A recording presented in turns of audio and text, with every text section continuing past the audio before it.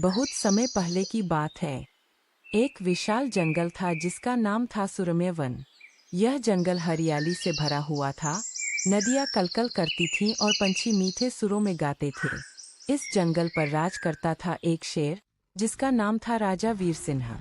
राजा वीर सिंह कोई साधारण शेर नहीं था। वह बलवान, बुद्धिमान और न्यायप्रिय था। वह जंगल के सभी प्राणियों को अपने बच्चों की तरह मानता था और हमेशा उनकी सुरक्षा का ध्यान रखता था। एक दिन जंगल में अजीब हलचल शुरू हो गई। हिरन, खरगोश, तोते, सांभर, सभी जानवर डर के मारे इधर-उधर भागने लगे। पेड़ों के हुरमुटों में कुछ अनजान इंसानों की हलचल हो रही थी। दरअसल, कुछ शिकारी जंगल में चोरी छुपे घुस आए थे। वे जानवरों को पकड़ने के लिए लोहे के जाल, रस्सियों और छिपी बंदूकों का इस्तेमाल कर रहे थे। जैसे ही यह खबर शेर वीर सिंह तक पहुंची, उसने तुरंत अपने प्रमुख सलाहकार बंदरजी को बुलाया और आदेश दिया, जंगल के सभी सैनिकों को बुलाओ, हमें अपने परिवार को बचाना होगा। बंदरजी ने तुरंत जंगल के हाथी, चीतों, भालुओं और ऊंचाई से देखने वाले बाज को इकट्ठा किया। शेर वीर सिंह खुद सबसे आगे था।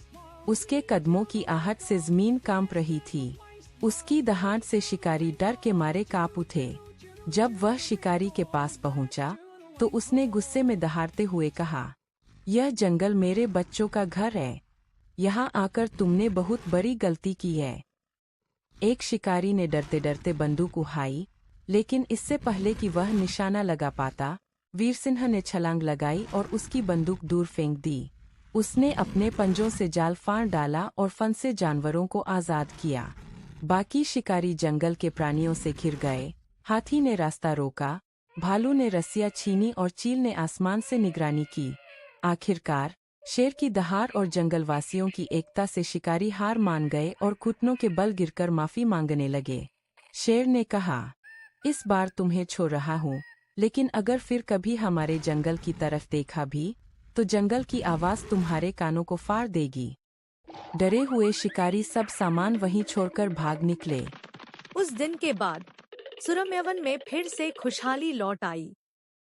जानवरों ने मिलकर एक सभा की और शेर राजा वीर सिंह को सम्मानित किया। शेर मुस्कुराया और बोला, राजा वह नहीं जो ताज पहनता है, राजा वह है जो अपने लोगों के लिए मर मिटे।